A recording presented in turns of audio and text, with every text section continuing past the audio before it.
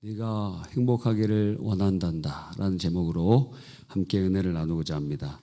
우리 찬양단 아주 빠르게 열심히 찬양했는데 많이 힘드시죠? 피곤하시고 그럴 것 같습니다. 계속 반주하고 그러다 보니까 지치실 것도 같습니다. 그래서 곡을 좀 많이 준비해도 괜찮습니다.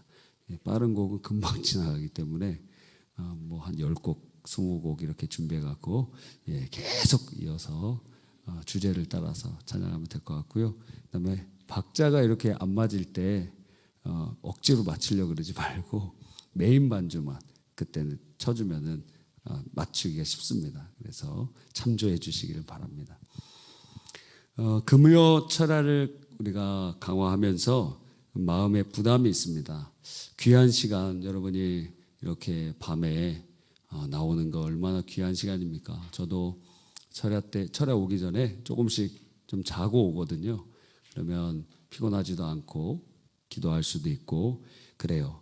근데 여러분이 그렇게 한 주간 동안 힘들게 삶 속에서 열심히 일하시고 그리고 그 금요일 날 저녁에 이렇게 오셔서 하나님을 앙망하는 모습을 보면 설교자로서 은혜는 하나님께서 주시는 것이지만 큰 부담을 느끼게 됩니다.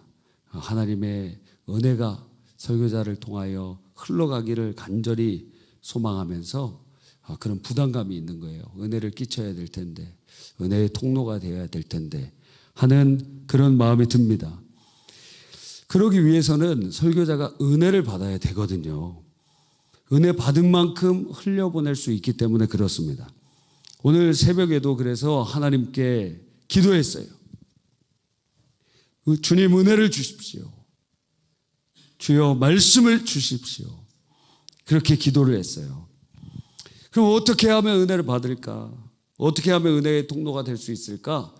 그런 마음이 계속 드는 거예요. 하나님 은혜를 좀 내려주십시오. 하나님 함께하여 주십시오. 말씀을 주십시오. 그러면서 압박감이 옵니다. 압박이 있습니다. 그냥 앉아도 눈이 감기시는 분들이 상당히 많은데 압박감이 있으니 어떻게 깨워서 은혜를 끼칠 수 있을까? 여러 그냥 앉아만 있어도 아침형 인간들은 지금 졸리는 시간이 잘 시간이거든요. 그래서 이렇게 철야를 하고 나면 아침형 인간들은 어때요? 생활 패턴이 깨지잖아요. 생활 패턴이 깨지면서 잠도 안 오고 그러면서 힘들지 않습니까? 그러니까 자고 오라는 거예요. 여러분 그래서 어떻게 하면 은혜의 통로가 될 수 있을까? 어떻게 하면 은혜를 끼칠 수 있을까? 은혜 주님이 주시는 거지만 설교자를 하나님 세워주셨사오니 하나님 어떻게 해야 됩니까? 먼저 제가 은혜 받아야 되겠습니다. 압박이 막 되는 거예요 계속. 그런데 오늘 새벽 3부 새벽 예배 후에 목양실에서 이제 마음속에 그러한 깨달음이 오더라고요. 마치 주님께서 이렇게 말씀하시는 것 같았어요. 직접 말씀을 하셨다고 제가 얘기한 게 아니에요. 그냥 그렇게 느껴졌어요. 어떤 마음이 느껴졌냐면 네가 행복한 것이 은혜다. 이렇게 깨달아지는 거예요. 주님은 주님의 일이 힘든 일이 아니라 행복이 되기를 원하시는 거예요. 네가 행복한 것이 은혜다. 제 마음에 들었던 이 생각을 의역해 보면 나는 너가 행복하기를 원한단다. 너의 행복을 보면서 내가 행복하단다 하시는 것 같았어요. 그렇죠. 우리도 자녀들이 행복할 때 여러분 행복하지 않습니까? 자녀들이 맨날 형제끼리 싸우고 부부가 이혼한다 그러고 문제가 있고 그러면 그 부모의 심정은 어떻습니까? 부모님의 심정은 그거보다 마음 아픈 것이 없는 것이에요. 자녀들이 행복할 때 그 부모는 그 모습을 보고 행복한 거예요. 제가 왜 커졌다 작아졌다 하냐면 오늘 또 어떤 집사님 말씀해 주셨는데 목소리가 작아갖고 잘 안 들린다는 게 새벽에 그래서 스피커 앞으로 가주세요 그랬더니 그래도 안 들려요 그러셔서 큰 소리로 하려고 그러는 것입니다. 새벽에도 큰 소리로 설교하면 그러는 줄 아시기 바랍니다. 여러분 그래서 난 너가 행복하기를 원한단다. 주님이 그렇게 말씀하시는 것 같은 거예요. 우리가 자녀에게 그런 마음을 느끼는 것처럼 우리 배우자에게 사랑하는 사람에게 느끼는 것처럼 그 사람이 행복하면 내가 행복하고, 그 자녀가 행복하면 내가 행복하고, 아내가 행복하면 내가 행복하고, 남편이 행복하면 여러분 행복하지 않습니까? 여러분, 그러면 어떻게 행복할 수 있을까? 한번 찾아봤어요. 인터넷 사전에 보니까 행복이란 희망을 그리는 상태에서 좋은 감정으로 심리적인 상태 및 이성적 경지 또는 자신이 원하는 욕구와 욕망이 충족되어 만족하거나 즐거움과 여유로움을 느끼는 상태, 불안감을 느끼지 않고 안심하는 것을 의미한다. 무슨 말이에요 도대체? 무슨 말인지 모르겠다 이 말이에요. 이렇게 복잡하게 설명하면 모른다 이 말이에요. 모른다. 대한민국 국민은 얼마나 행복한가? 여러분 한번 행복한 분 손 들어보세요. 나 행복하다. 네, 한 10분의 1 정도 행복하신 것 같습니다. 다 행복하신데 손을 안 드신 것줄도 모르겠죠. 그런데 2023년 3월 OECD 발표하는 세계 행복 순위에서 대한민국이 조사국 38개국 중에 장장 35위에 링크되었습니다. 꼴등에 가깝습니다. 최하위권에 있는 거예요. 어디요? 대한민국이. 세계 최빈국의 그룹에 있었던 대한민국이 지금 세계 10대 경제 강국이 되고 1인당 국민소득이 35,000달러를 달성했다고 하지만 그 경제 성장이 행복도와 비례하지 않았더라 이거예요. 문제는 더 심각한 것이 12년 전보다 지금 계속 나빠지고 있다는 거예요. 32개국을 22년 12월부터 23년 1월 6일까지 74세 이하 22,000명을 조사한 그 다른 조사를 보니까 거기서도 굉장히 거의 꼴등에 가까운 결과를 얻게 되었어요. 한국인의 행복도가 57%예요. 57%. 조사국 평균이 73%인데 우리는 57%예요. 더 심각한 것은 2011년도 12월에는 71%였고 2013년도에는 62%였고 지금은 57%로 계속 떨어지고 있다는 거예요. 계속 행복하지 않다는 거예요. 그러니까 지금 10년 동안에 무슨 일이 엄청나게 우리에게 있었다는 거예요. 그 10년 동안 도대체 무슨 일이 있었는가?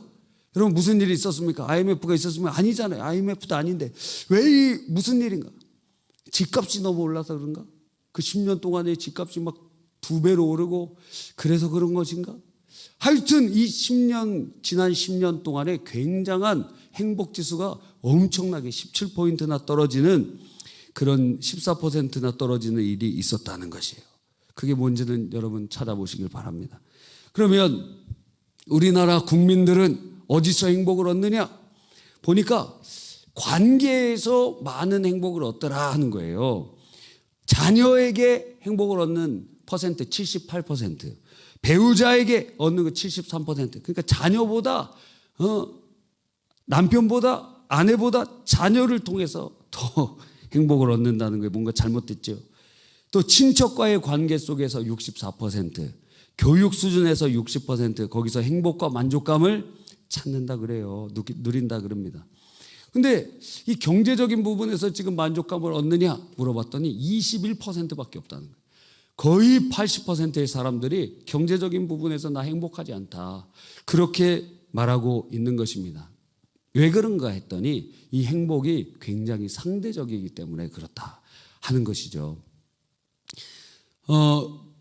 이러한 결과 현재 우리나라는 근 10년 동안 경제적인 측면에서 굉장히 비관적인 그러한 생각들이 많아졌고 사람들이 큰 어려움에 있게 느낀다는 거예요. 실제적으로 안 그래도 그렇게 느껴진다는 거예요. 지금 사는 것이 몇십 년 전보다 훨씬 좋지만 행복하지 않다고 느껴진다는 거예요. 세계적인 경제학자 리처드 이스털린이 지적 행복론이라는 책에서 단기적으로 이 소득과 행복이 상관관계가 있다. 단기적인 가운데서는 돈이 늘어나면 행복지수가 올라간다. 그런데 장기적으로는 관련이 없다라는 것이에요. 그래서 예를 들어 국가적으로 경제적인 불황이 닥치면 행복 수준이 IMF 때 막 급감하게 되는데 그런데 조금 이후의 추세를 보면 소득과 상관없이 행복지수가 유지된다는 것이죠. 반대로 소득이 굉장히 많이 올라갔다고 해서 행복지수가 계속 올라가는 게 아니라 그때 잠깐 올라가고 그 다음에는 그 순간 증가세는 계속 이어지지 않는다는 거예요. 이것은 바로 사회적 비교 때문이다, 그렇게 표현합니다. 또 캘리포니아 주립대 리버사이드 캠퍼스 심리학과 교수는 이런 How to be happy, 어떻게 행복해지는가라는 책에서 행복에 대해서 이렇게 분석을 했어요. 행복의 50%는 무엇으로 결정되는지 아십니까? 전 이거 보고 깜짝 놀랐어요. 무엇으로 결정될까요? 행복의 50% 유전적으로 결정된대. 태어날 때부터 기질이, 행복, 그것을 원하는 그러한 유전자를 타고난 사람들이 있나 봐요. 그래서 여러분도 명랑한 사람들 있죠? 별거 아닌데도 막 기뻐하고 행복한 사람 있잖아요. 그런 사람이랑 같이 살아야 되고 친구가 돼야 돼요. 저는 그런 사람이랑 결혼했어요. 얼마나 행복한지 몰라요. 예. 그런 사람이랑 결혼해야 되고, 그런 사람을 친구로 삼아야 되고, 그런 사람, 왜? 그런 사람들이 있대요. 50%가 유전적인 거. 또 10%가 환경이라고. 10%. 우리 환경이 바뀌면 집이 더 좋은 집으로 가고 더 좋은 차를 사면 행복이 계속 늘어날 것처럼 생각하지만 아니라는 거예요. 잠깐 행복하고 다시 유지가 된다는 거예요. 환경은 10%. 40%는 무엇이냐? 노력이라는 거예요, 노력. 그래서 그분이 특별히 학교에서 아이들이 행복하게 해주기 위해서는 다음과 같은 것을 해보면 좋다 그래요. 우리가 많이 하는 거죠. 몸을 많이 움직이는 체육 활동을 하게 해라.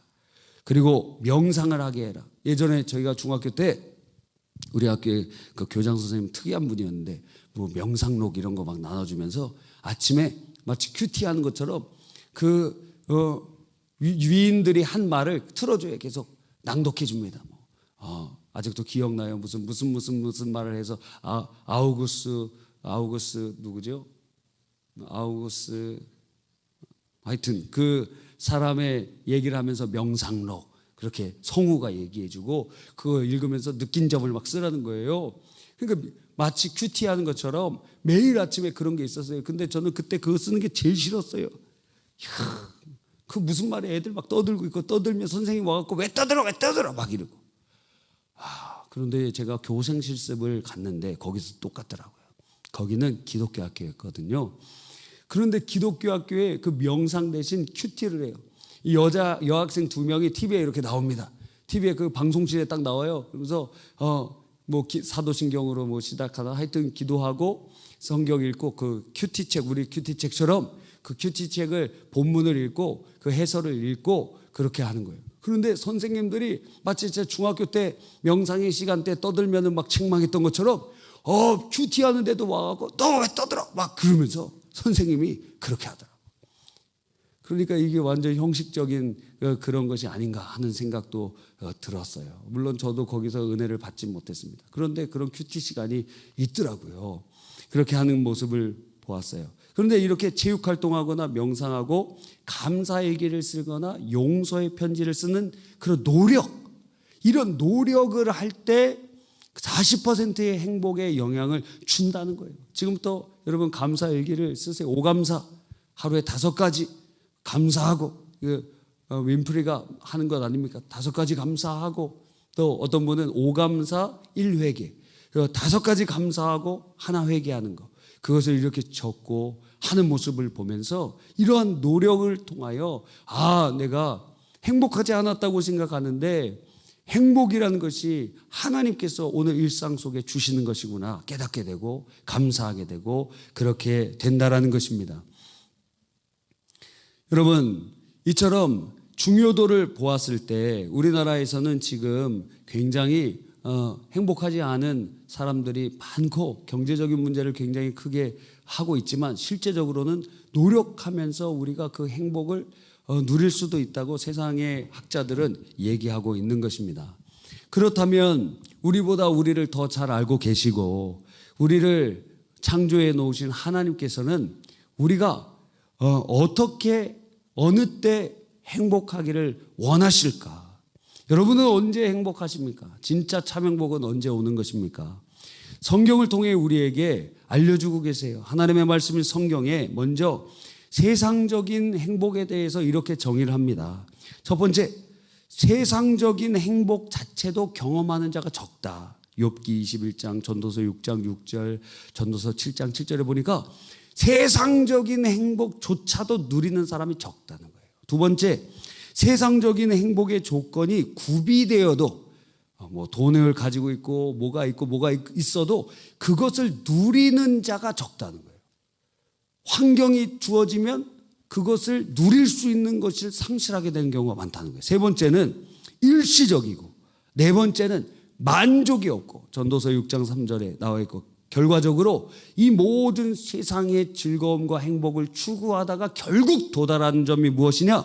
전도서 2장 1절인데 헛됨을 체험하게 되는 거예요.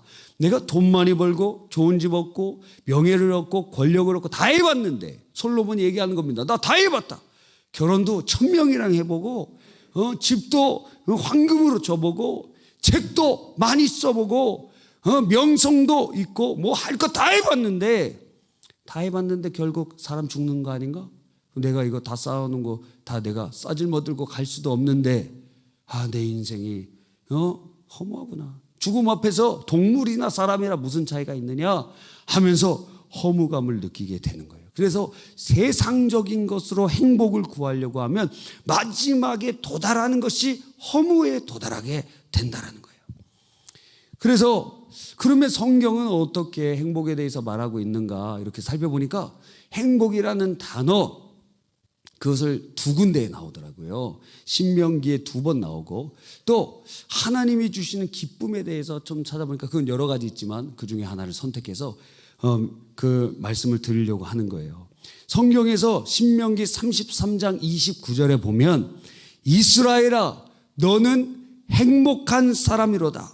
여호와의 구원을 너같이 얻은 백성이 누구냐?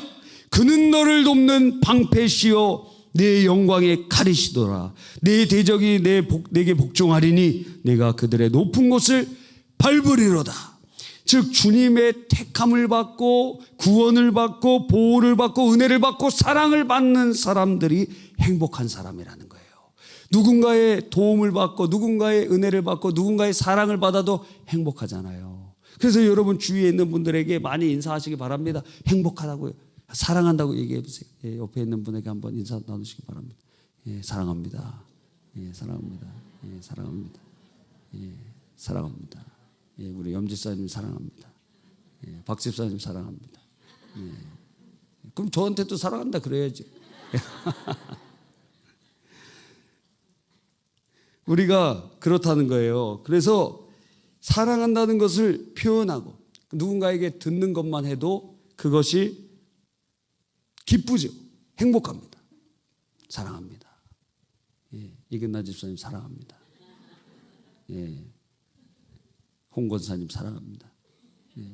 저한테 해주셔야죠. 가고 오고 기쁨이 있어야지. 가고 오고 기쁨이, 가고 돌아오지 않나. 여러분, 그러니까 누군가에게 사랑을 받아도 그게 행복하다. 누군가에게 도움을 받아도 누군가가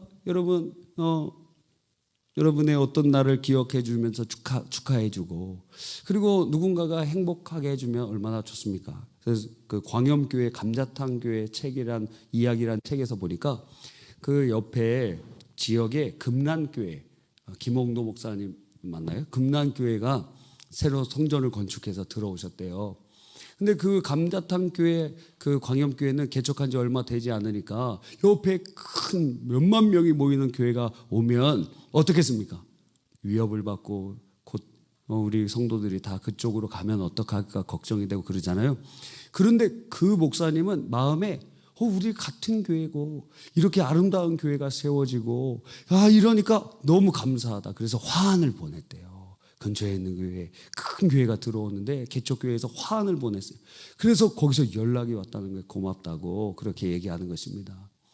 여러분, 누군가가 여러분이 좋은 일이 있을 때 함께 축하해주고 행복하게 되고 그런 거 좋지 않습니까? 이번에 우리 이진섭 강도사님이 이번에 목사 안수를 받았어요. 이번에 금요일인가 목요일에 이렇게 받으셨는데 갔어요. 목양 제일교회 갔는데 아주 깨끗하고 좋더라고요. 그래서 참 교회가 잘 이렇게 깨끗하게 져놨다 그런 생각도 들고, 거기에 이렇게 앞에서 마지막에 그 안수받는 분들을 함께 뭐 하죠? 마지막에 축도를 이진섭 목사님이 하시더라고요. 이야, 감사하다. 감동이 되더라고요. 이야, 감동이 돼요. 근데 그런데 그렇게 좋은 일이 있을 때 함께 축하해 줄 사람 있어요, 여러분? 여러분, 좋은 일이 있을 때 누가 축하해 줄 사람 있느냐고, 배 아파하는 사람 말고. 축하해 줄 사람 누가 있어요? 여러분, 잘 될 때? 진짜 있어요? 형제도 축하 안 해줘요.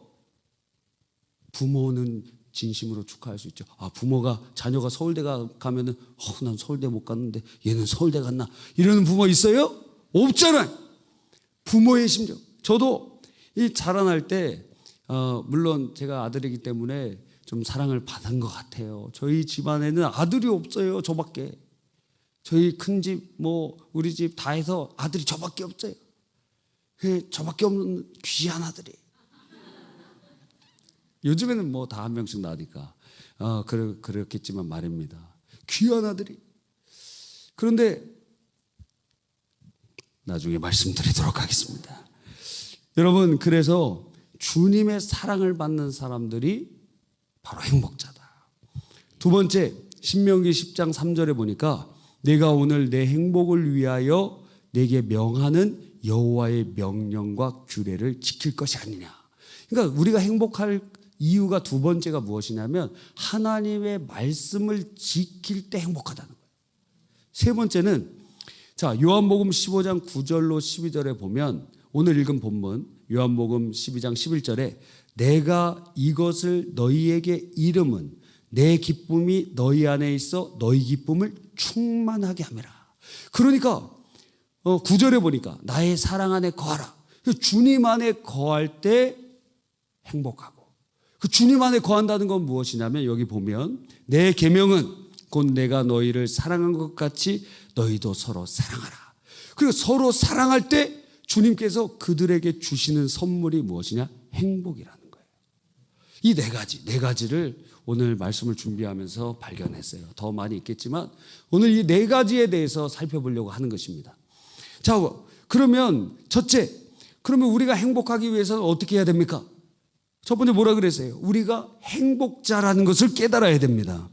우리는 예수 그리스도를 믿음으로 영적 이스라엘 백성이 되었습니다. 주님의 택하심을 받았습니다. 구원을 받았습니다. 보호를 받습니다. 은혜를 받습니다. 사랑받는 자가 되었습니다. 그 사랑은 예레미야 31장 3절에 보니까 영원한 사랑이라고 말하고, 요한일서 3장 16절에 보니까 십자가로 그 사랑을 증명하셨다고 말씀하고 계시는 것이에요. 주님 나를 얼만큼 사랑하십니까? 그러면 주님 십자가를 봐라. 내가 너를 얼마나 사랑하는지, 내가 너를 위해서 대신 몸짓고 피 흘려 십자가에서 죽고 3일 만에 부활하여 믿는 너에게 내 모든 것을 다 주었다 하고 말씀하시는 것입니다. 우리가 은혜 받으면 이게 저절로 깨달아지죠. 주님 나를 사랑하시는구나. 날 사랑하심, 날 사랑하심, 날 사랑하심, 성경에 써있네. 성경을 막 읽다 봐도 주님이 나를 사랑하시는구나. 은혜를 받으면 창세기부터 요한계시록까지 주님이 내가 너를 사랑한다, 내가 너를 사랑한다, 내가 너를 사랑한다, 그렇게 감동을 받고 깨닫게 된다는 거예요. 그 은혜를 받고 눈물을 흘리게 되는 거예요. 내가 무엇인데 주님 이렇게 사랑해 주십니까? 하고 말이죠. 그래서 예수 믿는 자에게 이러한 놀라운 영생과 하나님의 자녀 되는 축복들을 주시는 것 아닙니까? 내가 무엇이기에, 그래서 회심할 때 이런 경험이 강력해요. 회심할 때 주님의 빛이 내게 비치면서 내가 죄인임을 깨닫죠. 하나님, 제가 죄인입니다.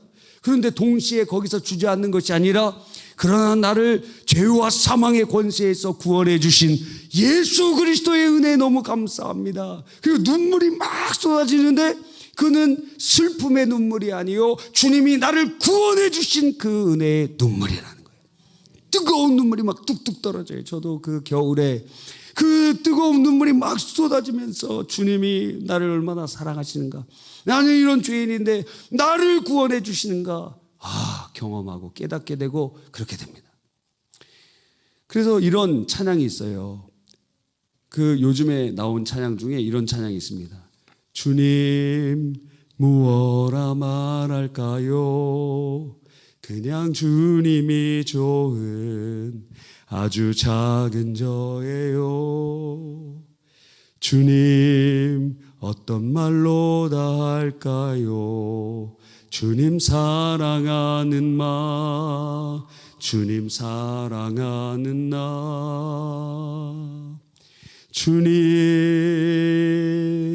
내 주님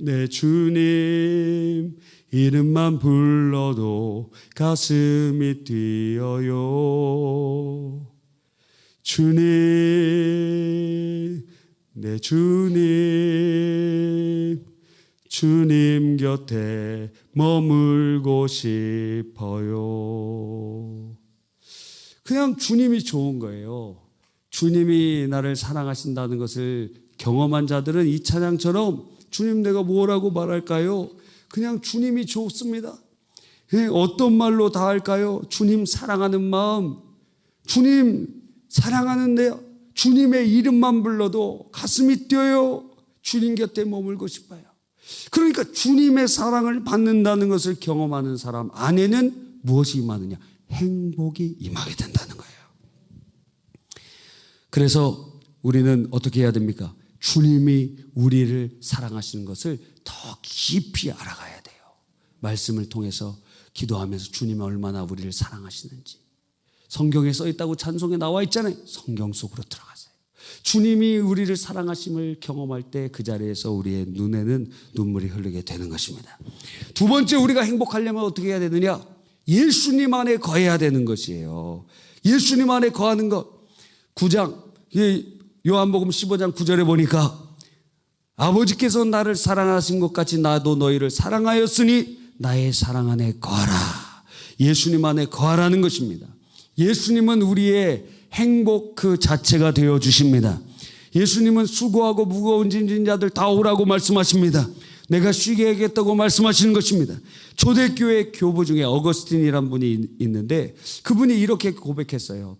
하나님, 당신을 위해 우리를 창조하셨으므로 우리 마음이 당신 안에서 안식을 얻기까지 평안이 없나이다.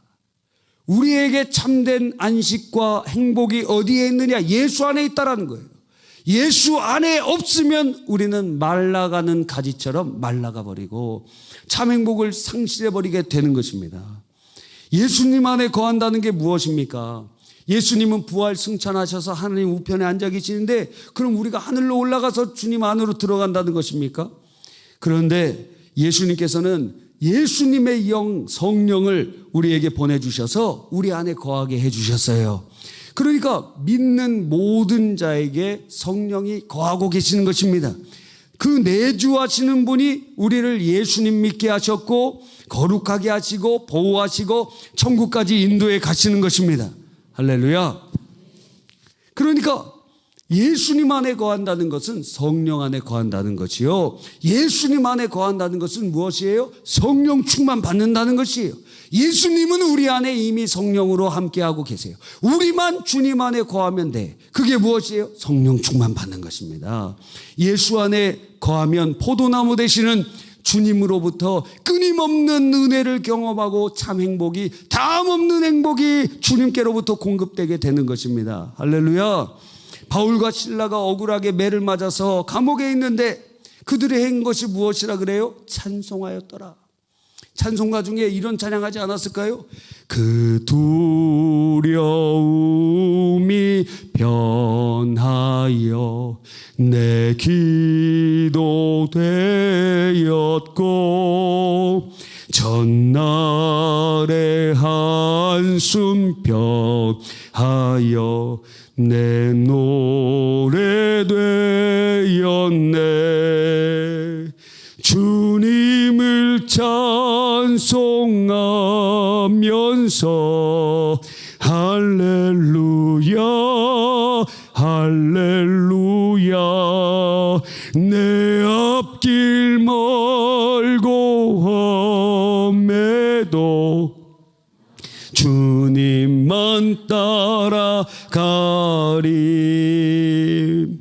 성령 충만할 때 행복하다. 우리가 경험했잖아요. 은혜 받을 때 어때? 행복하잖아요. 은혜 받기 전까지만 해도 죽을 것 같았어요. 죽으려고 그랬어요. 은혜 받기 전까지만 해도 오늘 갚을 돈이 나를 짓누르는 것 같고, 오늘 내게 찾아온 질병이 내게 고통을 주는 것 같은데, 은혜를 받으니까 걱정은 사라져버리고 근심도 사라져버리고 세상과 나는 간 것 없고 구속한 주만 보이는 것입니다. 세상과 나는 간 곳 없고 구속한 주만 보이도다. 이것이 나의 간증이요, 이것이 나의 찬송일세. 나 사는 동안 끊임없이 구주를 찬송하리로다. 이제 문제가 되지 않아요. 부도가 걱정이 되지 않아요. 가정의 문제가 이제 내게 큰 문제가 아니고 질병의 문제가 아니에요. 주님과 함께 있다면 그곳이 천국이기 때문에 그래요. 할렐루야. 성령 충만하면 행복이 없던 사람에게 행복이 임하게 됩니다. 성령 충만하면 그 사람에게 참 행복의 역사가 일어나게 되는 것입니다. 그러니까 믿는 자에게 성령 주신다고 하셨잖아요. 이미 우리 안에 계시잖아요. 주님, 내 안에 충만히 역사하여 주십시오. 성령이여 내 안에 가득 충만케 하여 주시옵소서. 죄를 회개하고 주님 앞에 간절히 간구하면 주께서 은혜를 베풀어 주시는 거예요.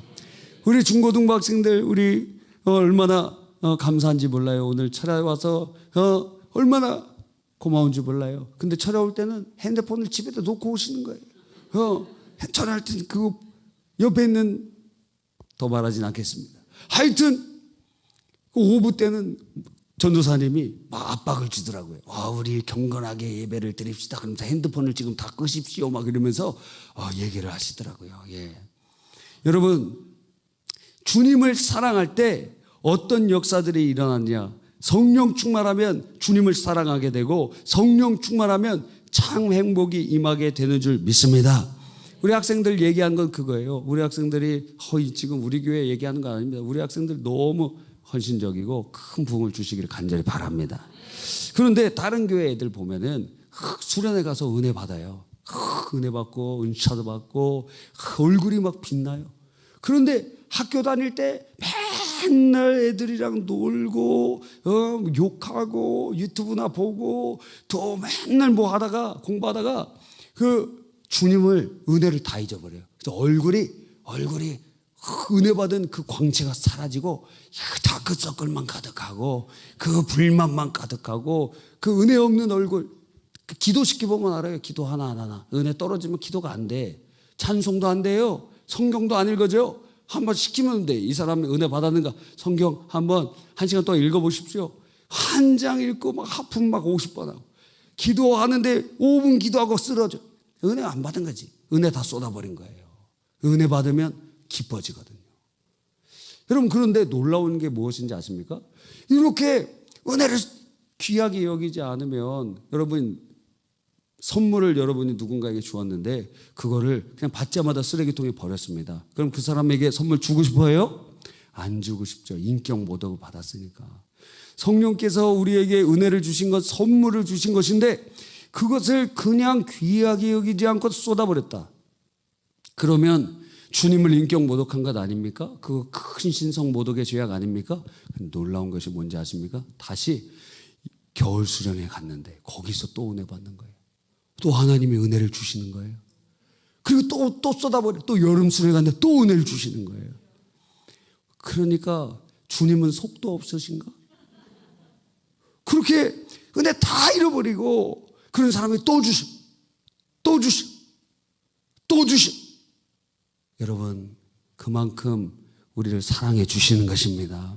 그만큼 성령 충만을 간절히 간구하면 누구든지 주세요. 불과 같은 성령의 역사를 경험하고 싶습니까? 120명의 문도가 열흘밖에 기도 안 했어요. 열흘. 휴가 대세에 열흘. 그리고 교회 와서 금식하면서 기도해도 괜찮은데 그 120명은 금식하며 기도했다는 말은 없잖아요. 맛있는 거 먹으셔도 괜찮습니다. 예, 좋은 거 먹어도 괜찮아요. 그래, 열흘 동안 그냥 교회 와서 딴 데 가지 말고 기도해 보세요. 다 불받아, 다 불받아. 주님께서 은혜를 베풀어 주시고 문제도 해결해 주시고 성령의 불을 내려주실 줄 믿는 것입니다. 세 번째로 우리가 어떻게 하면 행복하게 될까? 성경적인 원칙이 무엇이라 그랬어요? 말씀에 순종하는 것이에요. 우리가 신명기 10장과 요한복음 15장에 보니까 주님의 말씀을 순종하는 것이 뭐라고요? 행복이다. 여러분 아까 제가 읽어드렸잖아요. 그런데 처음 말씀드리는 것처럼 이렇게 저를 바라보시니까 어떻게 해야 되죠? 찾아봐야 됩니다. 자, 한번 찾아보겠습니다. 자, 신명기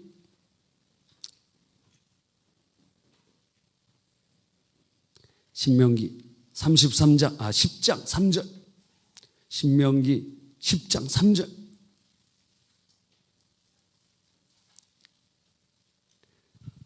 자, 같이 한번 읽어볼까요? 시작.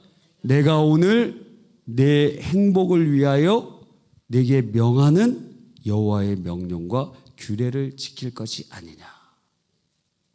네, 제가 잘못 얘기했나요? 예, 13절인가 봅니다. 다시 한번 읽어봅시다.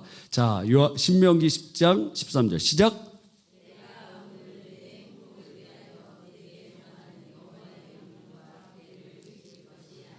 아멘.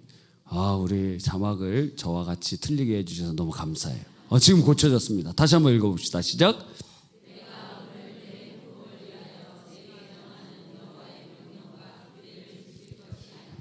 성경적인 행복의 세 번째 원칙이 무엇이냐? 말씀에 순종하는 거예요. 말씀에 순종하는 거 여러분 많이 경험하잖아요. 전도하기 싫은데 내일 어떤 분이 이렇게 얘기하시더라고요. 내일 전도대회가 있다는 거예요. 그런데 비가 내일 내린다는 것입니다.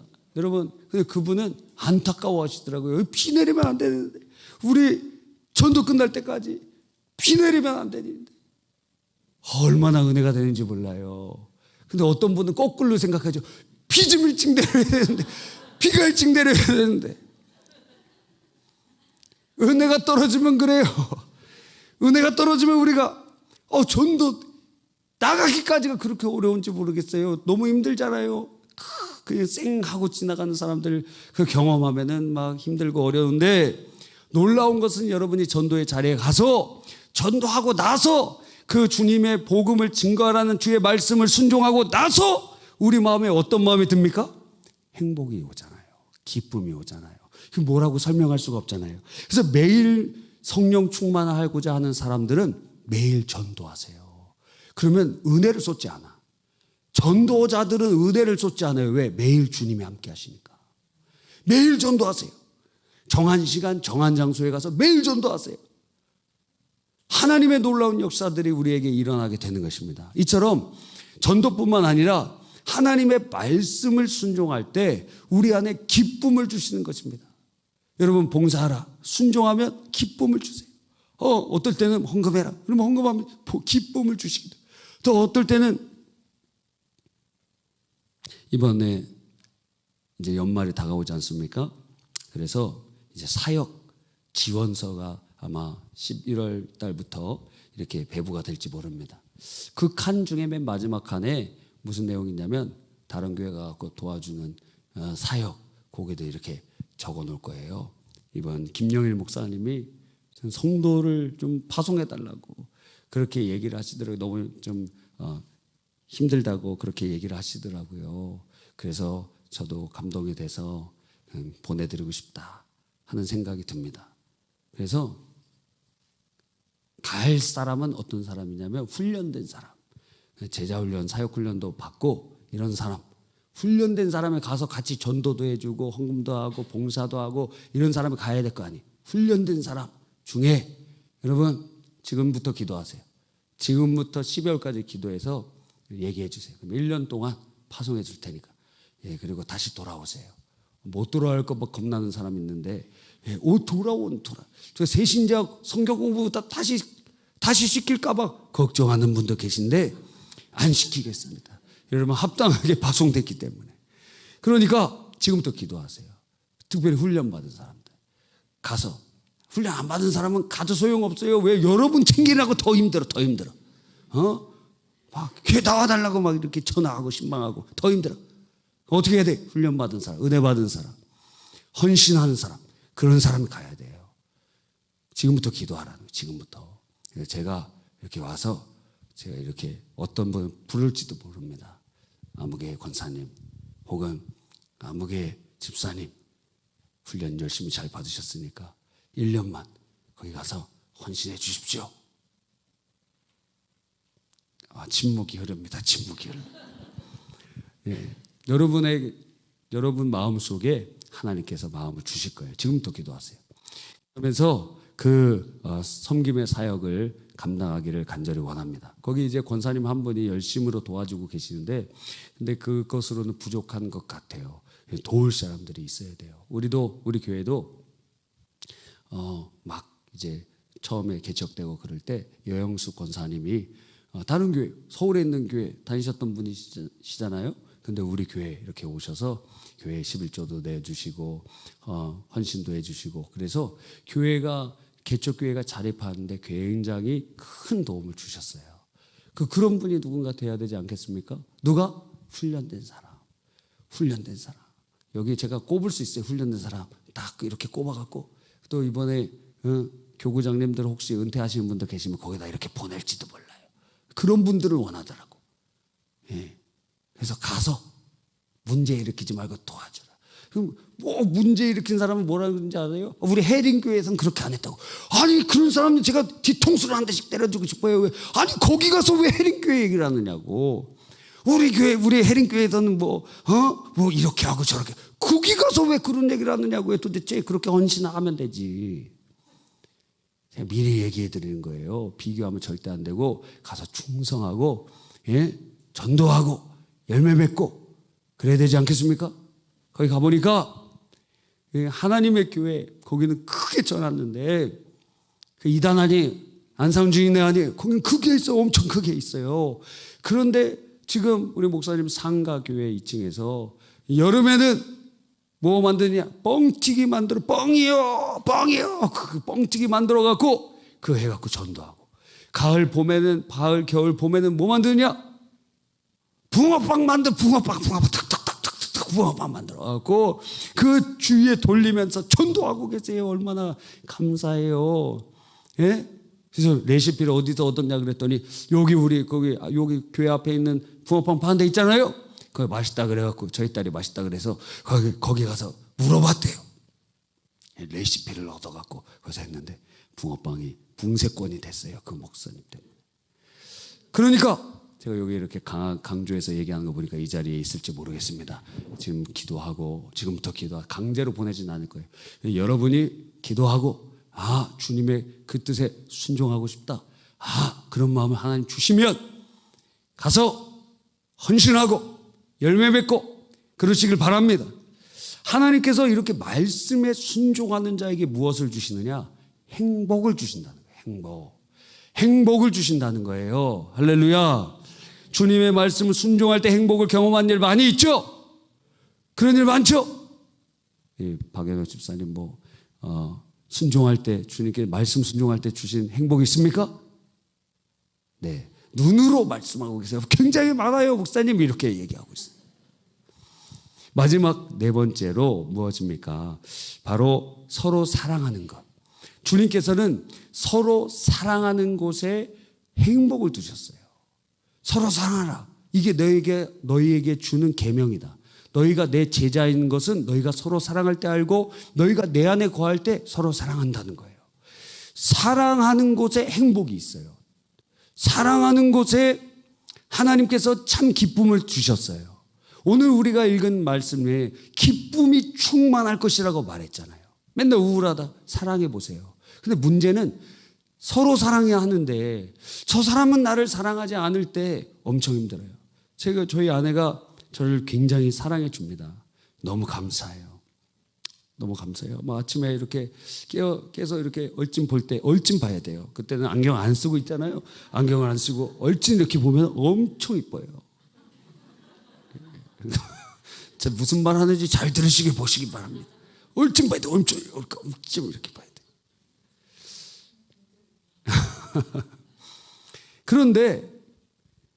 그런데 엄청 잘해줘요. 제가 집안일 도와주지도 못하고 그래요. 근데 너무 잘해줘요. 당신 왜 나한테 이렇게 잘해주는가?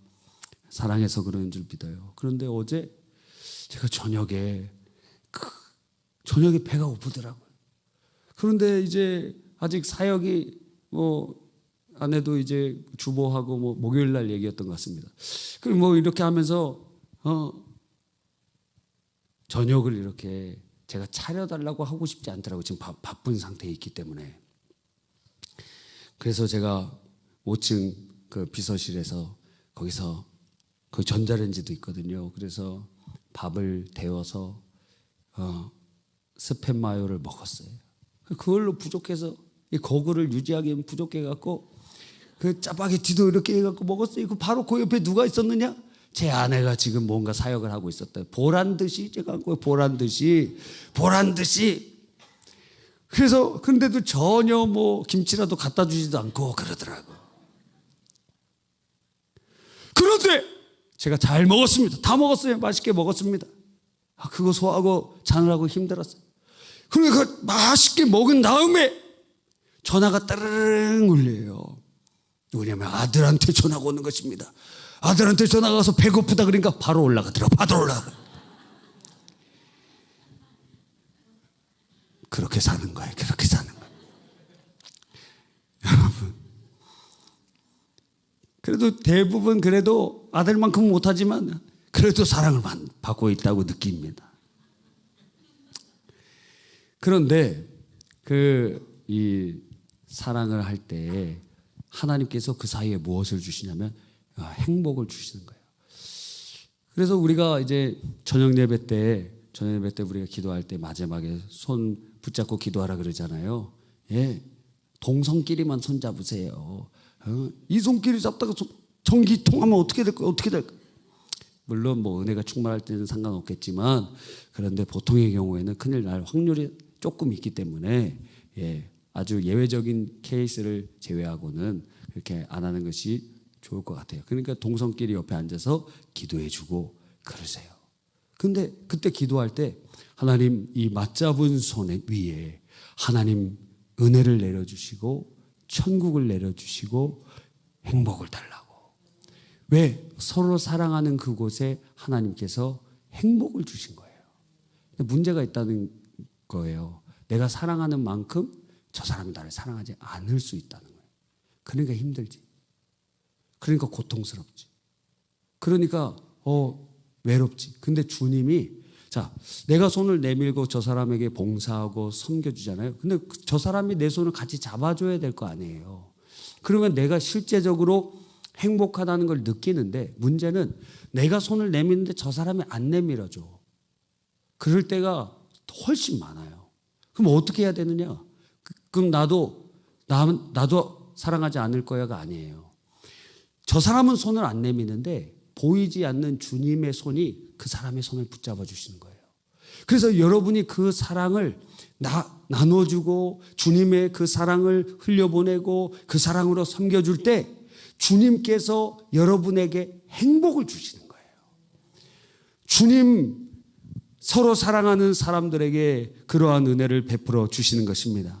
요한복음 15장 10절로 12절에 내가 아버지의 계명을 지켜 그 사랑 안에 거하는 것 같이 너희도 내 계명을 지키면 내 사랑 안에 거하리라. 내가 이것을 너희에게 이름은 내 기쁨이 너희 안에 있어 너희 기쁨을 충만하게 하려 함이라.